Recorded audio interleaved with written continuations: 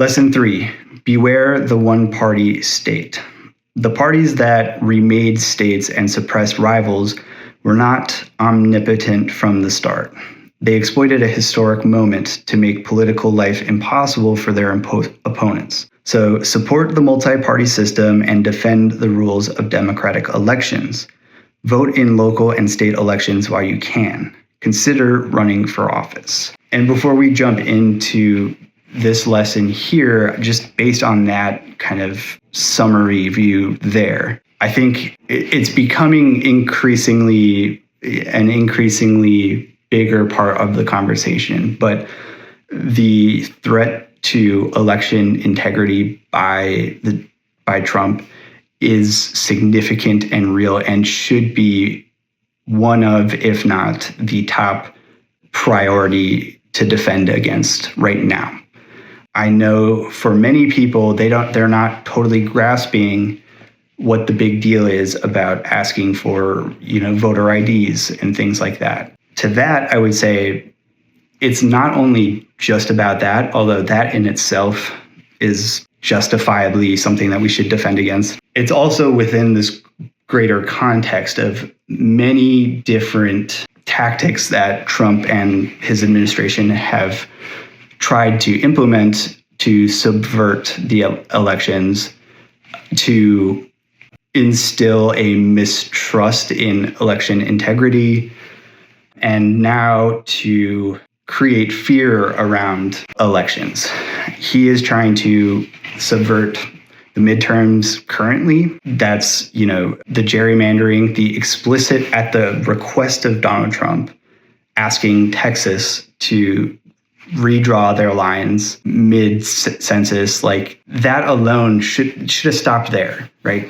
But it has expanded and it's gotten worse since then. Voter IDs, right? Not only is that directly and disproportionately affecting a specific populations in the US, it's a modern poll tax because it would require a significant population to have to go out and pay for a passport or new identification, whatever it might be, just so that they can vote and establish that they have the right to vote. So defend democratic elections. Additionally, right, the rhetoric he's using is we only have a two-party state, which I argue is not great in itself. I think we're achieving the bare minimum for a multi-party state, right?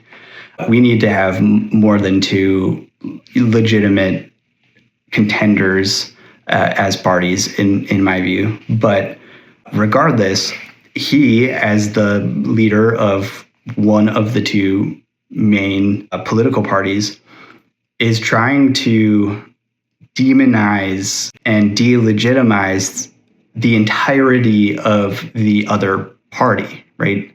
He is making unfounded, unfactual claims that Democrats have been stealing elections, that Democrats are trying to do it again.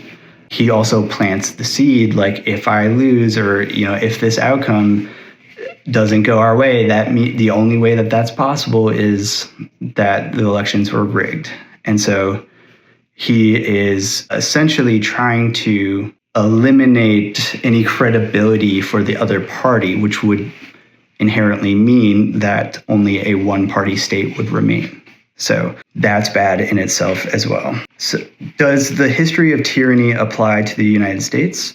Certainly the early Americans who spoke of eternal vigilance, as in the context there being eternal vigilance is the price of liberty. So certainly the early Americans who spoke of eternal vigilance would have thought so. The logic of the system they devised was to mitigate the consequences of our real imperfections, not to celebrate our imaginary perfection. We certainly face, as did the ancient Greeks, the problem of oligarchy, ever more threatening as globalization increases differences in wealth.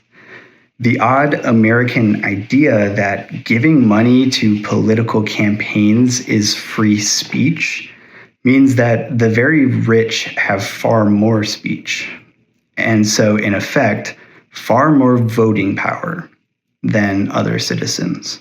We believe that we have checks and balances, but have rarely faced a situation like the present, when the less popular of the two parties suppresses voting, claims fraud when it loses elections, and controls the majority of state houses. The party that exercises such control proposes few policies that are popular with the society at large, and several that are unpopular, and thus must either fear democracy or weaken it. So the point here, coming back to, I loved the way that he frames the whole issue of money in politics. And beyond that too, and I think he gets into it later, but the idea that giving money to political campaigns is free speech. Additionally, making corporations, corporate personhood and allowing them to donate is even more absurd, and definitely speaks to the same issue here. And one just needs to look at the policies that have been put in place to support this idea of an oligarchical rulership right now. Like, nobody wanted the tariffs. Nobody wanted the war in Iran. Nobody wants ICE, right? Those are three major things that Trump, those are like staple, core, issues that he identifies with. Those are his, main things. And they're fundamentally unpopular with most people, as well as significantly unpopular decisions, right? And I think in a lot of those cases too, there's a group that recognizes why this is a bad idea up front. And there's a group that supports what is being claimed to be done, for example, with immigration, right? Like claiming to tighten up the borders and, right, deport criminals and illegal people. Those are the words that were said.